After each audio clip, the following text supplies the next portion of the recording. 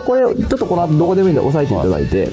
僕座る状態に行きますので、ここからは絶対無理、となるとここは行かないで動くところが外れちゃう。こっちから塗るへえ。感じで押さえどころがなくなってくる。そうです。赤ちゃんが寝た状態から座っていって立っていくところを再現しようという。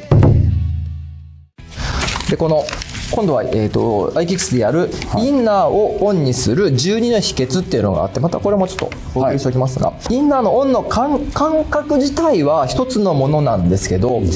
僕もセミナー自体は10年ぐらいやってて、一つの言い方だとわからない方だったので、説明を12個に変えて違う角度から説明するとこんな感じかなっていうのがわかるので、12個にこうまとめてまして、今日それをこういくつかお伝えすると、もう先生ならこれねと、でこれを掴んじゃえばもうこのコツのこの言語がもういらなくなるんですけど、なんかいきなりじゃあこの状態とか言われても結構わからないですし、僕がその20年前にこう合気道の道場に行った時にやっぱり教えてもらった言葉って「尾関君力抜きなさい」だけだったので、このマトリックスもないですし、でこう力抜くと「尾関君力抜きすぎだよ」先生どっちですか?」そうですよ、それは入りすぎ」わけわかんないなっていうのができないけど、理論が分かったのがそこから10年ぐらいかかりました。なのでこれを知っていただくと10年分すっ飛ばせるというふうに考えてますので、そのインナーをちょっとワークをいくつかしたいと思います。お願いします。じゃあ先生ちょっと正座していただいて、どっち向きで、じゃあこの向きにしましょう。少し斜めぐらいにしましょうか。で僕が前に座らせていただきますので、後ろからですねちょっと体幹部を持ってもらいたいですね。そうです、はい。でこう締められますと、それこそ体格差からパワーの差から、でここで僕が例えば、焦る緊張状態になるともう全く何も動けなくなっちゃうんですが、で一般的にこれを危ないがんじがらめだというふうに思うんですけど、よくよく冷静に観察してみると、動くところが結構あるんですね。で当たってるところの方が少なくて、その当たってないところを動かしてみようっていうのがアイキックスっぽい感じになります。でここからこの緊張が出ると反射が起こっちゃうんですけど、さっきの後ろゴロンの要領で例えば横に行こうとするとこのまま固まっていくとぶつかるんですけど、ここでちょっとこう溶けていくと重さが入ってくるんですね。でここもこう行こうとすると引っかかるんですけど、抜けて入っていくと意外に動けまして、特にこの胸骨なんかこう触られてないので、触らないところを、タコとかウツボとかですね、竜とかヘビとかあっち系の感じで持ちにくいものとしてこう動く。この動いてでたまにこう引っかかっちゃう。気持ち悪い。そうです、たまに引っかかっちゃった時に自分が力んだなということを気づけて、気づいたら抜いて動く。うまいことこう腰が動いていくと結構意外にこう体格差があっても動いてくる。なんかこんな感じでやるワークがあるんですね。でじゃあちょっと話していただいて、先にちょっとセルフで一緒にやってみたいと思いますので、なんか掴んでる時になんか気持ち悪いですよ。なんかこのなんか人間掴んでる気がしない。ありがとうございます。基本的にその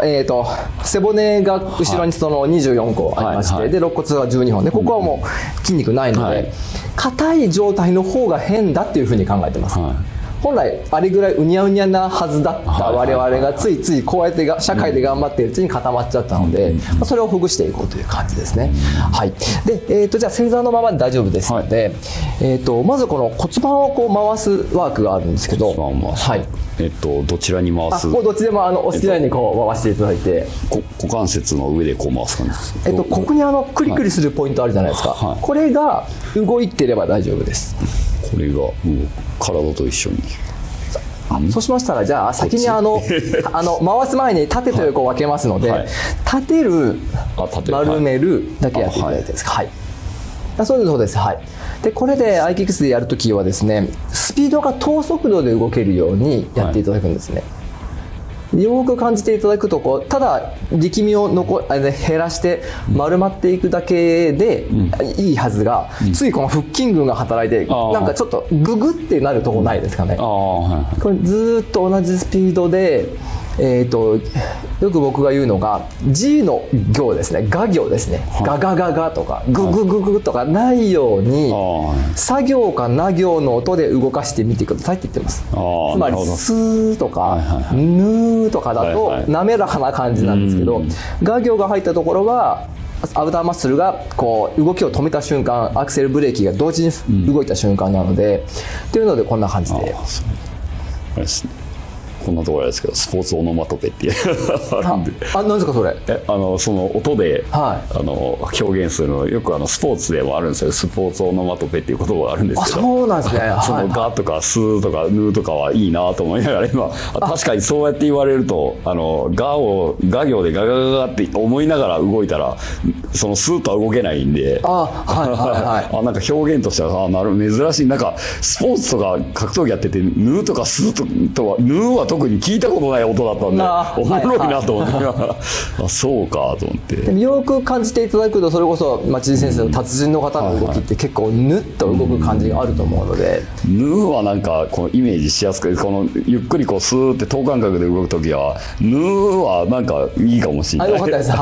僕はスーよりもヌの方が僕的にはなんかフィットした感じが。そうなんで、これでお一人の個性も大事にしたいので、さらさら動きたい方は作業でどうぞ、もうちょっとオイルさせたい方は作業でどうぞっていうふうにお話をしてて、この作業系作業系っていうので、あと今度横ですね。これちょっと膝を回転させる感じで、へその向きがイメージ変わる感じで、へその向きを変える感じ。これそうですね、この骨盤が横にスライドするわけではないので、こう回転するっていう感じでやっていただいて、これにさっきの縦横が入りますと回転してきますので、これにグリーンというのがありますね。一番自分のできるマックス範囲までをやっていただいて、おへそを大きく回す感じになる。でもそうですね、それで骨盤が動くのであればそれがいいかなというところですね。あとはこの円がその綺麗に描けているか、途中で、その牛が出ると直線が入っちゃうんですね。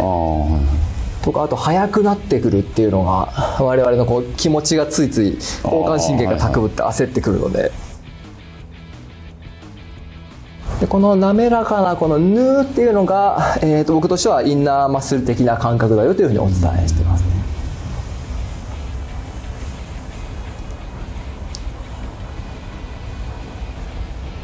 いいですね。はい。で、今度はですね、この肋骨と胸骨を動かすっていうワークがあって、同じこの雰囲気としてはヌーかスーの感じで、この胸骨を動かすっていうワークになっています。これをじゃあこれを立てていただいて丸めていただく、立てていただいて丸めていただく。意外にこの肋骨の縦の動きって出ない方多いですね。よくあるのが、胸骨特に硬い方は代償作用、代償の動作が出ちゃって、胸骨を立ててるつもりが肩甲骨を引いたり出したりってやってしまったりとか、場合によってはここのワークなんですけど、これをこうやってなんかやってる感じにしちゃうということがあって、で面白いというか不思議というか、不思議なのが、体幹部って全然コントロール効かないんですね。つまりさっきの骨盤を回しているつもりがこっち上を回してしまったり、上を回そうと思っているのに下を回してしまったり、例えばですけど、人間がこの指を間違えることってないじゃないですか。こうやってやろうと思ってこうやってやっちゃったとか出てないんですけど、背骨は軽く一個ずつ間違えるんですね。しかもどこ触られてるかわからないぐらい鈍いですし、体幹部でいうとこことここ、こんな距離があるのにここを動かしているつもりでこっちになっちゃうとか、もう神経がうまく通ってないので、そこをこう分けてちゃんと通していけるようにやっていくと、こうインナーを使う感じになってくるっていうふうに考えます。それもあんまり得意じゃない。昔ピラティスのプライベートレッスンみたいなやつ受けたことあるんですけど、背骨を一個ずつ反らしてって言われた時に最初全然できなくてそうじゃないです。もうちょっとこの辺でこう触られて、ここを反らしてとかってこうやってやられて、ようやくなんとなくイメージできるみたいな感じだったんで、そうなんです。それをとりあえずまずは大雑把にこの下と上、腹と胸ぐらい分けようねっていうのが一番初めの初級のコンセプトになるんですね。はい。でその感じでこの胸骨を立てたりですね。ここだけを動かす。そうですね。ちょっとじゃあ失礼して、後ろ側もこう出てくる感じだと分かりやすいかもなんで、これが中に入っていくと胸骨が立っていきます。で丸めるときはこれが中にくぼんでいて、そうですね。こっちから入るといいかもしれないですね。でこっちがこうぐーっと動いていくという感じで、ここを動かす感じがその胸骨を動かす感じになってまして、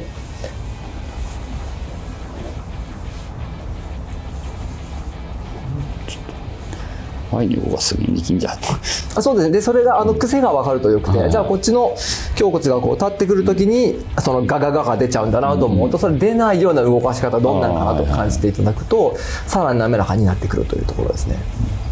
最後出し切る時ってぐーっと前に、はいはい、この時ってどうしても力が入っちゃうはいはい。でそれはそれで認めつつ、その急に変わるものではないので、はい、ここは完全に抜いちゃえばこうなるんですけど、出た時にぬーんと立ち上がってくるとここを貼るときにどうしてもこの辺に力が入る癖があるみたいな。いいですね。でこれは癒着って呼んでまして、その使いたいとこのみじゃなくて他のところが一緒に動いてしまう。これ癒着していると連動が起こらないんですね。なので一旦ちょっと体をバラバラに使っていこうっていうコンセプトです。あとはこの胸骨を横にこうスライドするっていうのがあって、こっちの方がなんかお得意に見えますが、そうですね、はい、こっちはなんか特には違和感なく。そうすると横はできているので、あとじゃあ縦をちょっと練習していただくと、あとこれで胸骨がこう回るようになってきますので、こう地面に平行に横回転っていうんですかね。そこ流しの時は後ろと横使うけど前は使わないから空手の身体操作の中に後ろとかこういう気は全然あるんですけど、こういうのはないんですよね。なんかやっててこういうのはすごい使うんですけど、こっちは全く使わないやっぱり今までのご経験で動くところが動きやすくなってる。そうですね。なんか目つぶってやってるとなんかこっちの感覚はないなと思って、普段の練習の中になんとなく抜いて反る方法がちょっと分かってきたけどあれか、要は背骨のこのつないでる一個ずつの筋肉だけでなんかここを動かすみたいなイメージですか？そうですね、その感じですね、イメージとしては。で実際僕もなんか電極図とかで調べたことないんでよくわからないんですけど、なんか最初どうしてもこの背中の筋肉とか肩甲骨あたりとかここを収縮させちゃってたんで、反らす時に今そこを使わずに今反らす方法をずっと探してたんですけど、もうまさにその感じですね。でどんどんそれが起こってきて、こんなにここを使わなくても動かせるんだ、なんか今ようやく分かってきた。一切この辺力使わずに反らすのがようやく今ちょっといいですね、できるようになってきたかな。大丈夫です。使わなくても大丈夫だ。でここからさっきので、この時にある意味できてるかどうかのチェックをするっていうので、一般的に武道は例えばこれをもし後ろからこう護身で掴まれたらという設定にするんですけども、その設定自体がちょっとおかしかったりするので、僕らはもうそういうのを一旦忘れて、ワークとしてその方が例えばですけどこう今胸骨あたり上の方に引っ掛けましたので、そうなると一番先にやった骨盤の方のワークですね。ここどれだけこう締めても骨盤は動くと思うので、骨盤をヌーかスーで動かしていただくと、そうですね、こっちの方が動かしやすくて、呼吸を止めていただいてグッと固めて、この横に動こうとするとこのぶつかりが起こっちゃうと思うんですね。でもこのパワー差がありますので、先生が本気出せば動くんですけれども、そういうところじゃなく、そのぶつかりを減らしていただいて、胸骨の方は無視して骨盤から動いていただくと。そうですね。そうするとやっぱり全然違う。触れているところより遠いところから動いていただくと、こっちとしては抑えづらいという感じになります。どうしてもあれだな、どうしても掴まれてることに意識がいっちゃいそうになるんですね。そうですよね。でこの神経を分離するというか、触られているところを、無視するみたいな。一番初めにお見せした手のワークも、手を押そうと思うとすぐ失敗するので、ちょっと一回離しまして、今度は例えばですけど、腹部をこう止められた場合は、腹腰が止められている場合は胸の方から動いていただくと、そうですね、さっきの横のよく使われているという胸骨の横の動きからやっていただけると、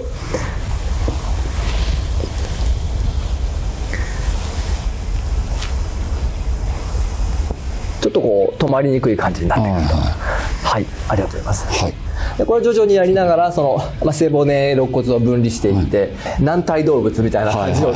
作って、なんかさっき後ろ側掴んでる時なんかすごいくにょくにょしてる非常にこう持ちにくい感じになってますね。せっかくなんでちょっとこれデモンストレーションとかパフォーマンスであるのが仰向けになりますので、横からですね、肩を押さえていただきたいんですけど、横から、はい、こうそうですね、はい、でこれもそれだけ押されて、でいわゆる腹筋を使って前に行こうとしたら、全く何も動かないじゃないですか。で、じゃあ寝返りをしようとしてもここで肩が入ると動いちゃうんですね。でとにかくこの当たっているところを無視して、この雰囲気だけでもこの当たりがなくなると、なんかなくなる、グニャンってなりますね。そうですね、はい。でこの設定のことは覚えてはいるんですけど、ここの動きをないように、つまりもっと下の方から、仙骨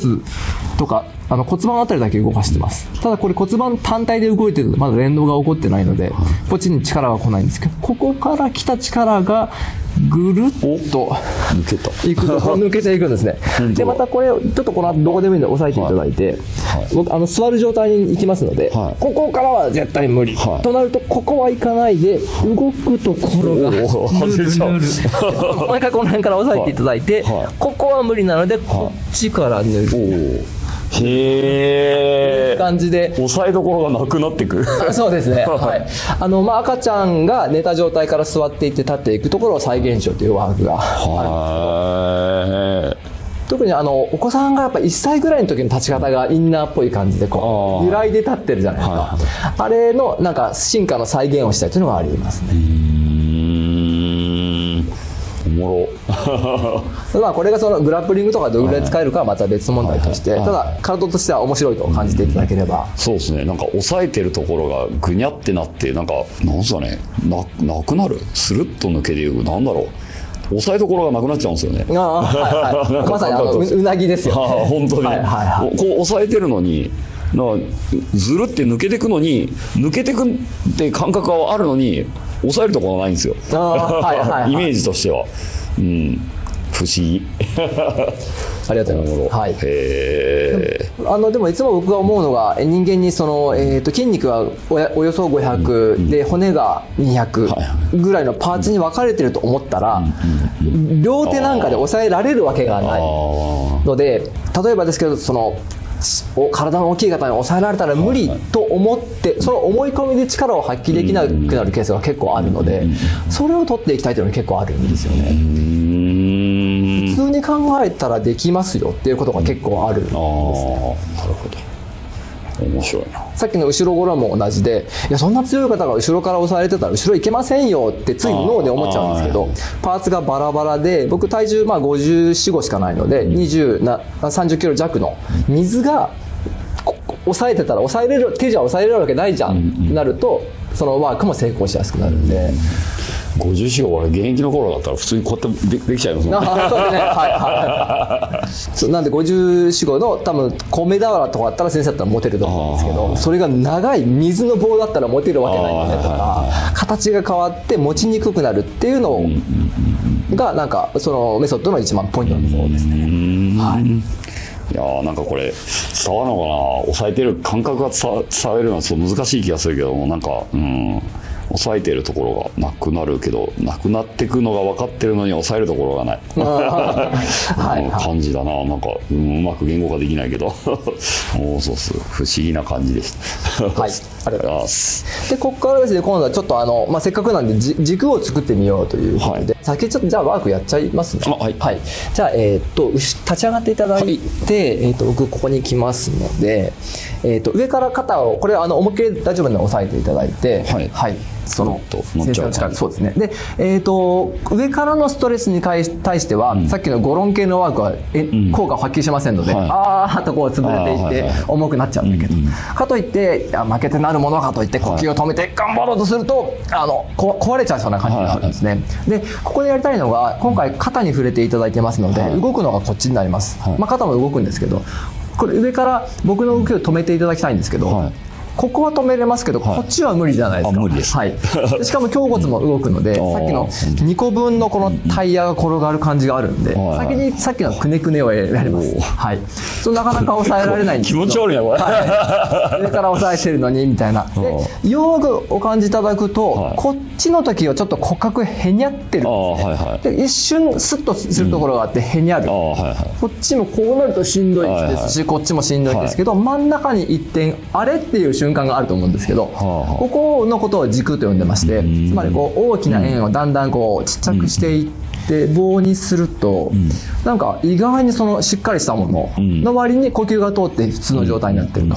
でここからつい立ち上がる時に力みが入りそうなんですけど、できればこのふわっとした状態を保って、でここからこう立ち上がっていくと、おお、すごいすごいすごい。意外にこう立ち上がれる。抑えれそうな感覚がないですね。やっぱりなんか持ちにくいですよね、ぬるんとなって。でも最後のやつはもうなんだろうな、硬い棒がそのまま上って上がってくるから抑えようがないっていう感覚がありましたけど、最後のやつは最後は強かったですね。なんか地面に押してる感じ、なんだろう、地面に刺さってる棒を直接押してる感じっていうかな。ありがとうございます。はい、多分そういう感じになるので、で面白いのはそのさっきのうねうね系の振動をちっちゃくしたのが棒という感じなので、同じ質なんですけど内部としては、ただ体感としてはなんかぬるぬる系なのか強い系なのかで分かれてる。そうですね、今イメージとしては本当なんか、完全に木の箱みたいなやつがに布かけて立ち上がってきた感覚かな。はいはい。なんか表現ができないですけど、なんかこういう木の棒がボンって立ってるからこうやってやっても下がるわけねえだみたいな感覚のがズズズズズって上がってきた感じかな、なんか感覚的には。もうまさにそんな感じですね。で内部でもそういうなんかもういけそうな気がするみたいなところがあると、ワークとしても成立しやすいですね。なるほど。感覚としてはじゃああれですかね、体の中になんか棒が一本地面まで通ってる感覚っていう感じです。そうですね。それになんか結構軸の感じはなんとなくうまいこと言えないんですけど、軸にフォーカスして感じると軸の感じですし、ないっていう時もあるので、なんか空っぽみたいな時もあるので、ちょっと難しい微妙なワークにおいてはちょっと確かにそういうなんか中に細い線が細ければ細いほど強いっていう感じが。これはじゃあよかったらやっていただいて、はい、でこれが難しいのはですね、やっぱり体力差ですとか体格差があると、もう普通に多分これ先生立ち上がれちゃうんですよ。はい、ただいやそうすると本来はこれもし講座にいらっしゃったら男性3人乗ってもらいます。なるほどですね。僕の体格で2人ぐらいまではなんとかいける、4人まではなんとかいけるので。ちょっと今日はもう本当デモンストレーションという感じで、要は力を使わずに立てれば成功ぐらい。そうですね、はい、一回息を止めてぐっと固めて前に行こうとすると、この辺の引っかかりですね、これぐらいのぶつかりをちょっと感じていただいて、まずはこれで乗ってくれる方が軸が作りやすいっていう感じになるので、体感しやすいって感じですね。そうですね、重さがあるので、これで骨盤と胸をぐにゃんと曲げていただくと、そうですね、ちょっとこれでなんか骨格がへにゃって重いという感じになると思います。あと横にぐにゃんといくとこう重さがぐっとかかってきて、また反対でも重いと思いますが、その感じで、さっきの腰腹と胸を動かしながら滑らかに動いてるんだけど、ここ一瞬楽じゃないみたいなところがありますので、探していく感じですね。そうです、はい、ラジオの何でしたっけ、周波数合わせてる時、なんか途中ピッピッって合うところがあるので、そこをこれは最後ちょっと細かく動かしていけばいいって感じですかね。そうです、どんどん細かくなっていって、最後はこうミリ単位に調整して楽だなみたいなところですね。手の位置関係なくいいですね。そうです、大丈夫です。手は乗っているので、であとこの立ち上がりの時につい力みが入りがちなので、今作ったこの軸の中を呼吸が通ってるっていうイメージをしていただいて、なんかこの触れてる自分の体はなるべく忘れて、呼吸がこうやって移動してこの辺で立ち上がるみたいな感じで、内部の呼吸のことだけ意識しておいていただけると結構立ち上がりがやりやすいんで、呼吸が上の方に移動していく感じで、よかったら立ち上がってみてください。そうですね、はい、そのままぐーっとちょっとこんな感じです。ちょっとだけブレた気がするんですけど、そうですね。でこれもやっぱり僕もそうですけど、人数が増えてくるとちょっとブレが出るので、徐々にそのブレが一切出ないようにまっすぐ立ち上がれるように。多分あれですね、今人数が多かったらこのギュッてやった一瞬ぐらいの時にこうなってそうな気がした感覚に。そうですね、なるほど、そうか。人数いないからな今。そうですね。実際何人かに抑えてもらったらやりやすい。ちょっと道場とかで人がいる時にやっていただいて、そうですね。ちょっと今度やってみます。はい、ありがとうございます。でこんなのが一つのインナー感覚ですね。そのふにゃふにゃっとしたインナー的なものもあるし、それをまとめて軸にしたものもあるということですね。これあれですかね、このなんか体、なんかイメージとしては自分の体の脱力感が感覚的にちょっとずつ、分かってくる、なんていうのかな、なんて言えばいいんだろう。これもしかしたら俺できるようになると自分の体の張りとかに気づけるようになるとか、そんな感覚があるのかな。おっしゃる通りですね、なので例えばですけど、普通の生活している方は別にこんなに緊張しなくてもいいのに、結構こういう方がいらっしゃるんです。例えば運転もこうできるのに、こうなってる方もいらっしゃいます。で iKicks やっていくと、これいらないんじゃないっていうのを思い出せるので、これが例えばパソコンの方にもいらっしゃるんですね。普通事務仕事でパソコン別にちっちゃい力でできるのに、こうしてパーンってエンターキーを押すみたいなのがこう滑らかになってくるので、なんかそういう感覚がなんか分かる気がするな。なんか今やってても普段自分が思ってる感覚よりもなんていうのかな、ちょっと一個ずつに、それこそさっき言ってたみたいに体がもっと細かく分けて使えるんだよっていう感覚を知るのにもいいなっていう感じがあるかな。なんか今すでになんかその感覚があるんで、自分の中に、最初のなんか脱力から始まり、なんかこれから始まり、なんかちょっと体の中の感覚がいい感じではあるですね。なんか今体感的によかったですよかったです。そうか。でもこういう練習な、本当